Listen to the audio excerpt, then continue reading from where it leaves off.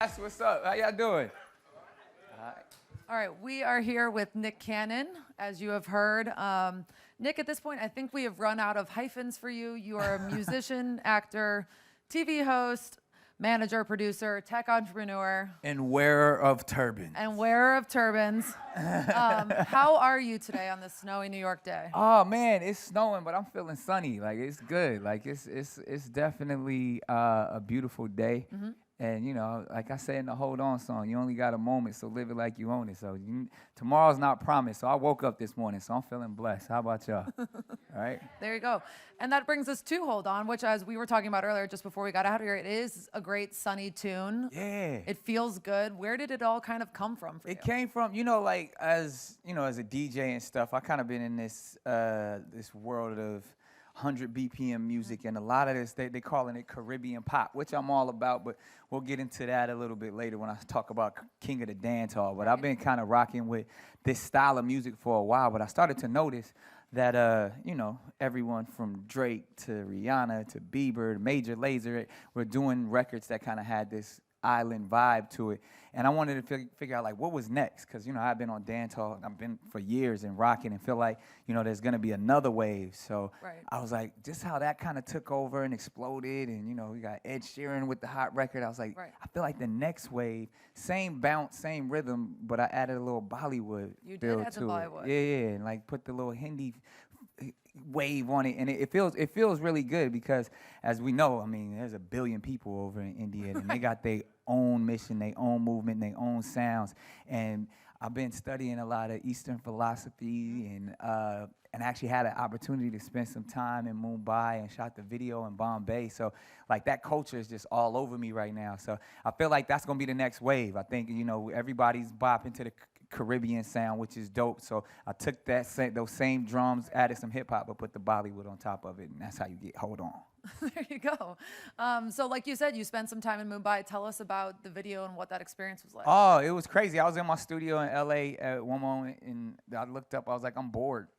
I want to go to India. Okay. So I got the next flight to India and took the cameras with me, and we went from my LA studio all the way to Mumbai, and I would say it was a 24-hour trip, but the flight itself was 20 hours. Right. But we really went and just, I said, document any and everything, whatever we do, where they don't let us have access, what they do let us have access to, and it was a beautiful trip. And so when you see the video, it's gonna show you that it's just authentic. The people are authentic, people are having a good time, people are loving the music, and that connection. I made this song to really, I don't want to sound corny or cliche but to bring the world closer together. I infuse so many different sounds, and really at a time like this where the country and the world can be at a little bit of disarray, I feel like it's the artist's job to kind of bring everybody closer and remind everybody that's all about love and having a good time and enjoying each and every day. I love that. You've obviously been on movie sets, TV sets, and now music videos. Do you enjoy something like off the cuff, like just getting on a plane, going and shooting whatever? I don't do anything unless I'm enjoying it, unless I'm having fun. So that's why I'm here with y'all today. Like I said, I was like, yeah, that sounds like that'll be a good time. Right. But honestly, it's all the same to me. None of it feels like, if it feels like work, I won't do it. I won't show up, and that's just real. And I've been blessed enough to do that because, they say if you do what you love, you never work a day in your life. So, and I love every aspect of what I do. I wake up and I get to be creative. I get to be an artist. And, hopefully when it's all said and done and I'm gone, they can say, yo, that's a dude that made people smile, because that's my mission. That's awesome. Your last album came just last year. This is a pretty quick turnaround. Yeah, you know what? I think, honestly, I think the way music is released today, I don't even see it as albums or music is experiences. Everybody's streaming stuff. It's not about like an album cycle. So everything that I'm releasing, it's all a story. It's a journey that I'm trying to take everybody along with me on. So I did the gospel of Ike Turner, right. my side of the story, and that was an R&B offering, and I was just all really me. I got tired of seeing myself on TMZ and Wendy Williams, and like they don't even know the whole story. So I got a chance to express myself and tell my side of the story in a very eclectic way. And it was, at times it was comedic, at times it was really personal. The intro was like 7 minutes long, talking about everybody I had ever been in love with. But then at times I heard they were just playing a song with Keke Palmer, you Right. know what I mean, Right. about kicking me out the house, you know what I mean? So it's stuff like that to where I was able to do that, but it was all in the same vein, and it was kind of like singing, and it was cuffing season. Right. So you make that, you know, the winter time. So Hold On is setting everything up for my next summer. EP, which is called, you know, College Spring Break, Summer Fall Back. Right. Right. So right. it's really all about music that makes you feel good and starts you in the spring, and I'm gonna let that rock all the way through to the summer. And you know, since I am a college student, you know, Howard University, HU, you know, I felt like, yo, this second semester is already kicking my ass. So I'm like, I can't wait for spring break. Tell me about how Hold On fits in with the music that you're putting on this EP. Is it all Bollywood sort of tinged? It's all feel good. It all feels, you know, like as a DJ, like I felt like I wanted to be in that vein where I could put stuff together that felt had a bounce to it. You know, I'm a huge fan of Outkast. Okay. So if I could say it has any vibe like that, it's on some like, it's eclectic, but at the same time it has substance, but it's fun all the way around. So you'll hear music in the same vein, but you know, another artist I'm one of my favorite artists working today is Bruno Mars. Inspired me to kind of get in there and play a lot of the music instruments myself and gel to it. So you'll see all of that on this. You'll see a lot more fun. It was funny, like the Gospel of Ike Turnup, I couldn't really let my kids listen to that. Right. This is absolutely. Because it was quite explicit and things going on. But this, they love Hold On, and they love, you know, the type of music that we putting out right now. How aware are they that like they have a cool dad?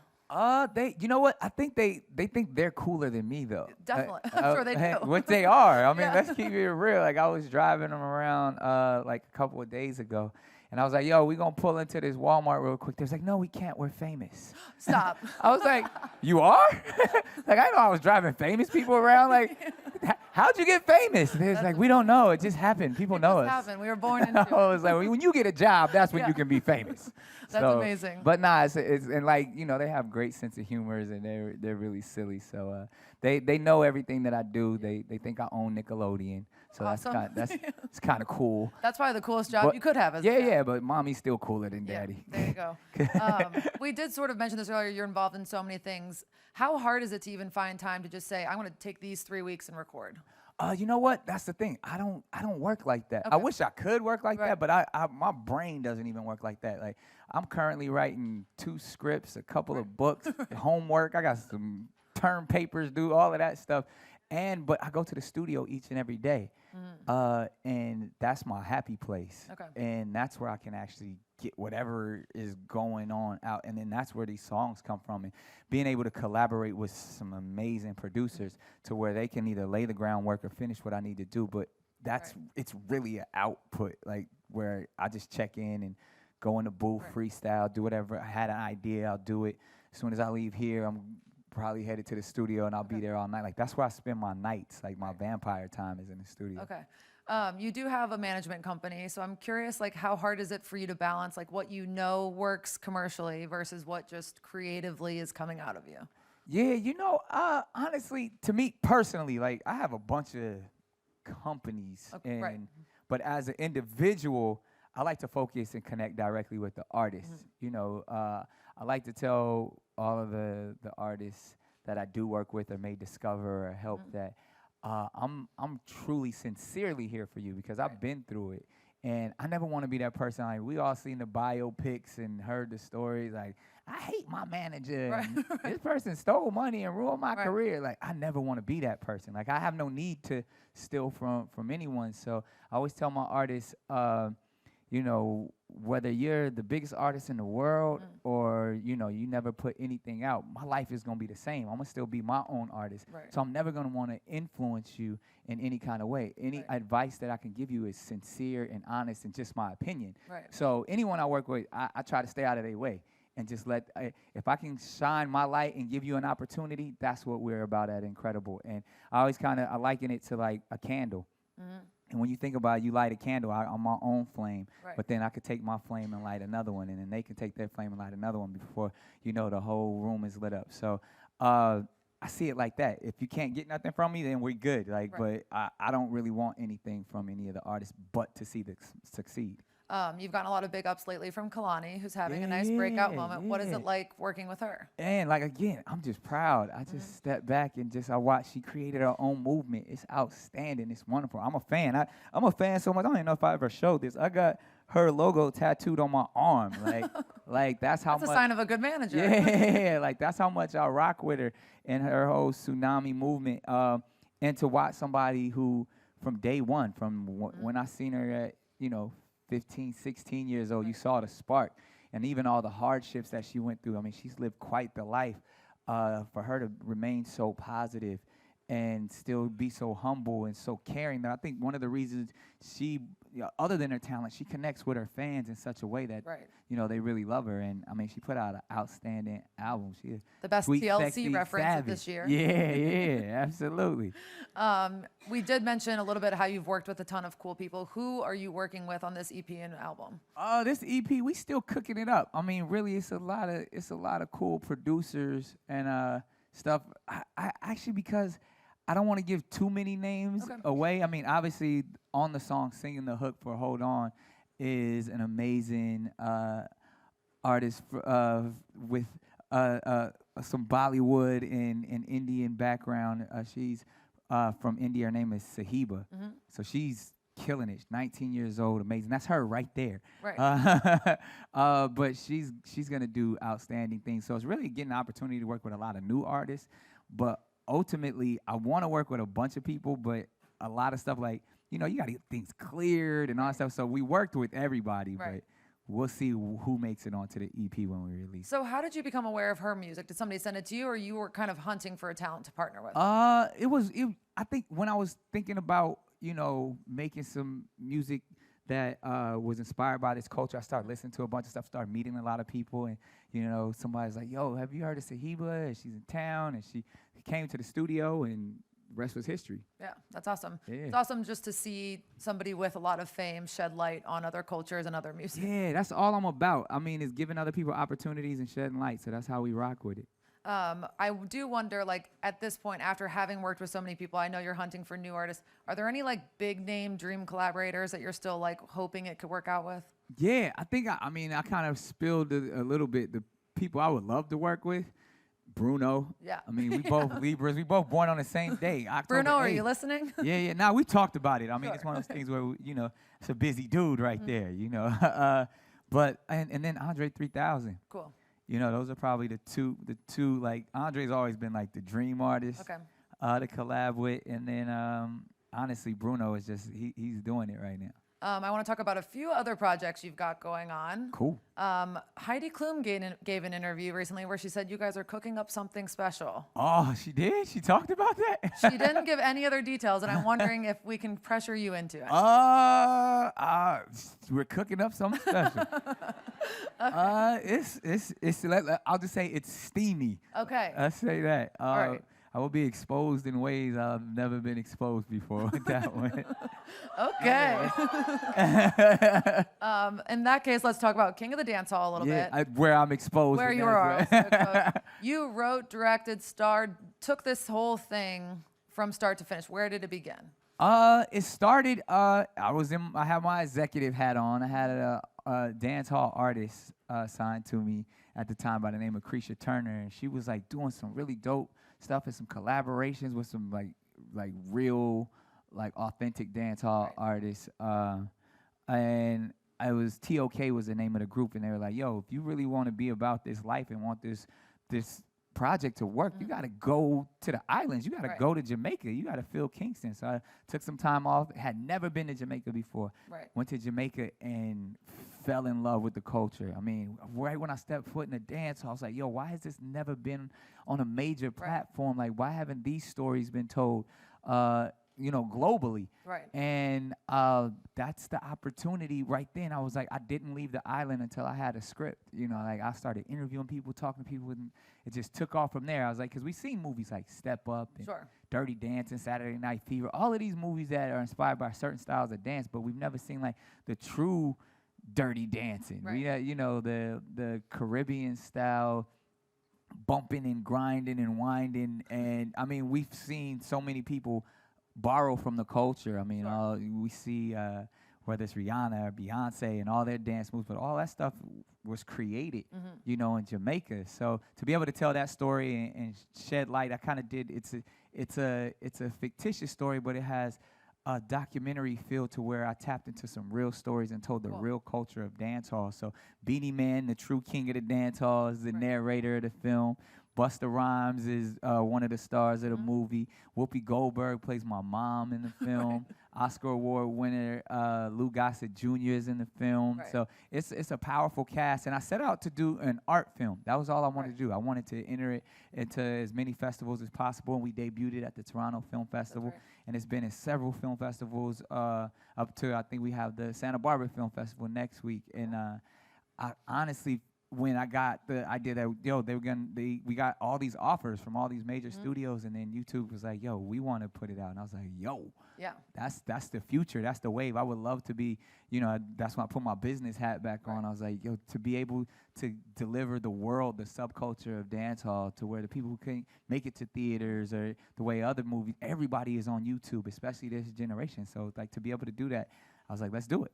When are people going to be able to get a view of this? Yeah, so I think the goal is to release it right after South by Southwest. So I'm on my festival run right now, so we're building it up. Everybody's hearing about it, and then, you know, you'll be able to just click and watch the entire film. So that will be sometime in March? Yeah, for anybody who's not exactly. familiar with South by Southwest? Yeah. You also have a Showtime special coming up called Stand Up, Don't Shoot. Yeah. Can you just tell me, you know, it's obviously you've got a history of doing actual humorous stand-up. This is also dealing with things going on in the world. Yeah, I think that's the time. I mean, we know that the world is in a lot of pain right now, and laughter heals pain, and we do know that. And I've been doing a lot of activism lately, and hence the title, Stand Up, Don't Shoot. I've been to the south side of Chicago, speaking to the young brothers in the neighborhoods there. Been to Dallas, spoke to the police department, everywhere.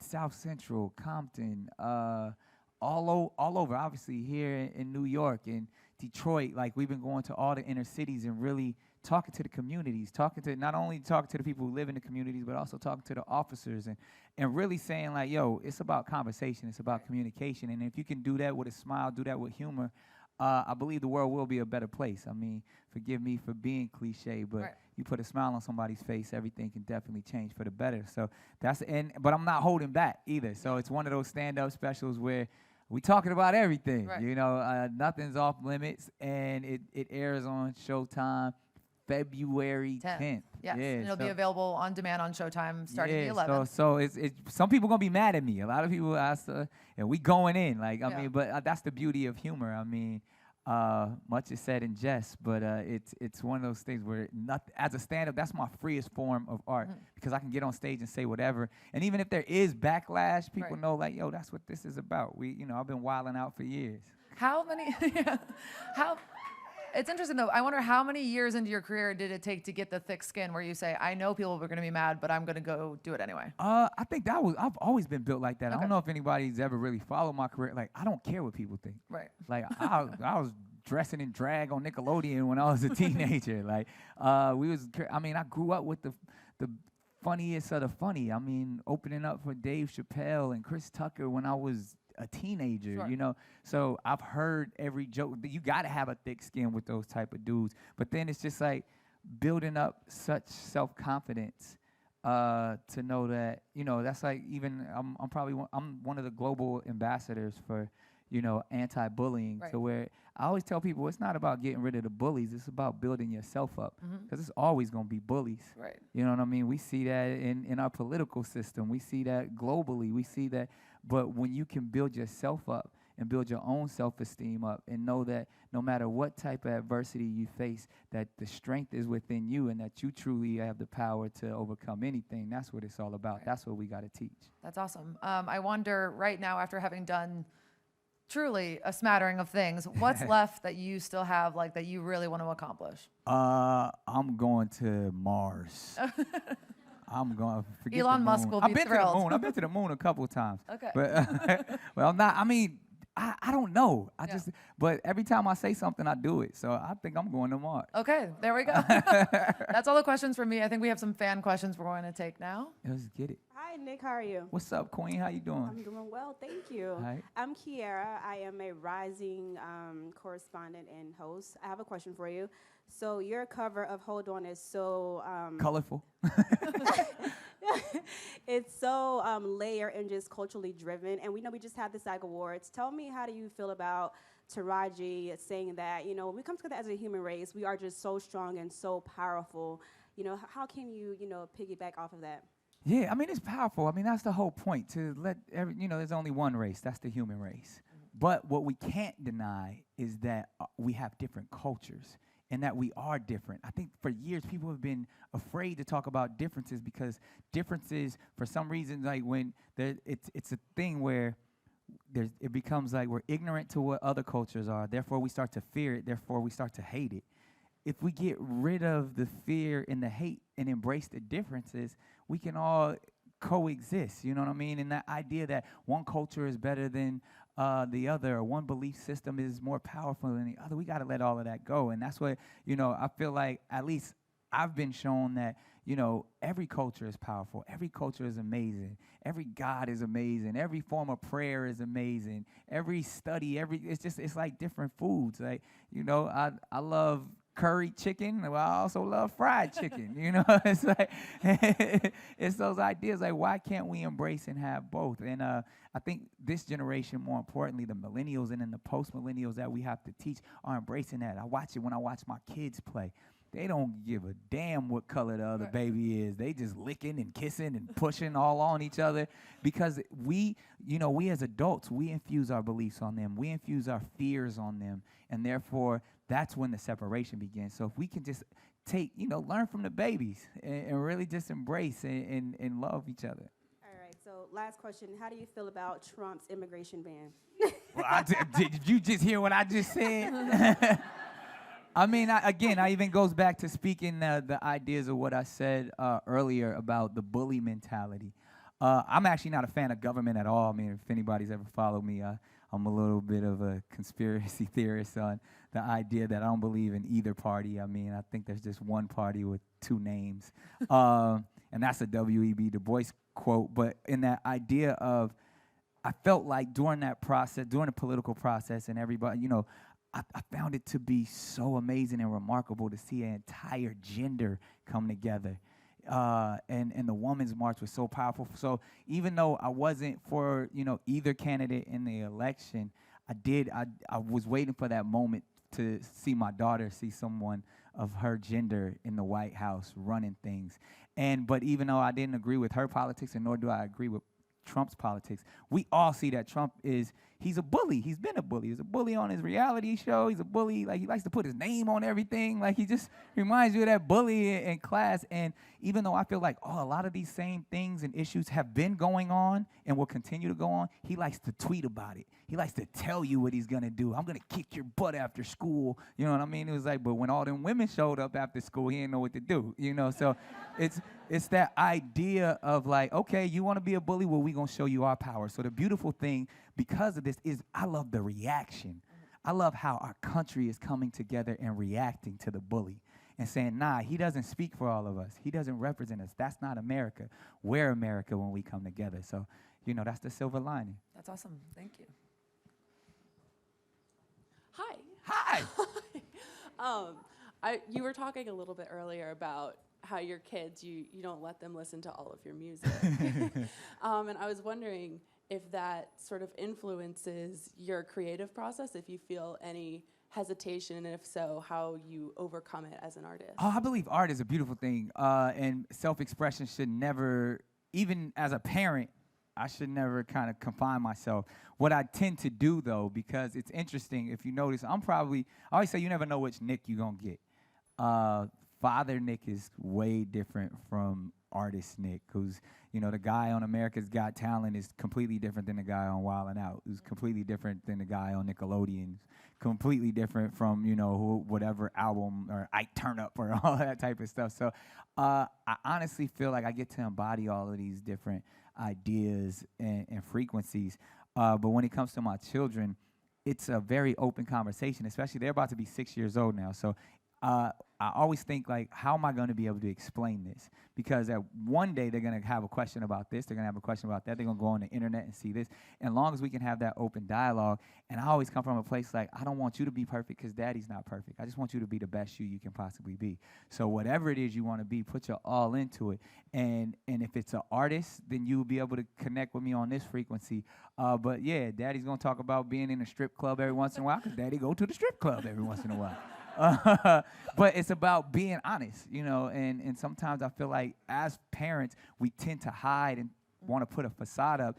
And I remember even as a kid growing up, when I realized that my parents weren't perfect, that kind of messed my head up a little bit. And I was like, man, I wish these things would have been shown to me a lot earlier. And it actually brought me and my parents closer together when I realized, yo, they went through some of the same stuff I went through. They had flaws. And, you know, it happened really early for me with my parents because my parents had me while they were still in high school. So I was able to see, like, oh, okay, people look down on them because they had a child out of wedlock or because they weren't together. And then that actually brought us closer together when I knew that, yo, we're going to grow together forever. So I hope I have that same type of relationship with my kids.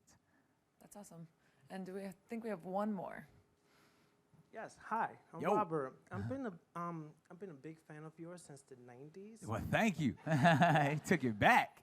Yep. So I was wondering, since you're a dad now, will you ever consider, have you thought about it, to create or produce a reboot of All That would help other young comedians? Everybody asked me that. All That was amazing. I mean, shouts out to everybody who's ever watched, been a part of that. Like I said, I started off behind the scenes on that show when I first, you know, even was working with it, and I was just a support system for, you know, the entire cast, and was doing the audience warm up and writing things, and then they finally said, "Hey, this kid's kind of funny. Let's put him on the cast." And I mean, I would, if I owned it, it would be on right now. That's how I feel about it. But you know, they got to move, and even me being an executive over at Nickelodeon, I think there's waves in how things go. But honestly, I was looking on Instagram a couple hours ago, and Kel was down at the Super Bowl in the Ed from Good Burger costume. So it feels like it could come back. I mean, I know Keenan still is like, that's my brother. Like, that's one of my best friends in life. So we all still communicate. I would love to do it. But to your point, as someone who's an executive at Nickelodeon, I'm developing something. It's not all that. I don't even want to say it's anything like, but for this generation, for young comedians to have that opportunity and the way it is today, because it's different. I mean, back then when we were on all that, there was no YouTube. There was, you know, this was the only place where you could kind of see something that was hip, cool, and fun. But now I'm embracing the ideas of social media and DIY and putting that onto a show that is going to look like, it's not even going to look like, it's going to be powered and generated by young people. And you'll see comedians, sketches, music, and you got to look forward to that. It's coming soon. That's awesome. Nick, thank you for being here. That's all No I got problem. for today. Appreciate y'all.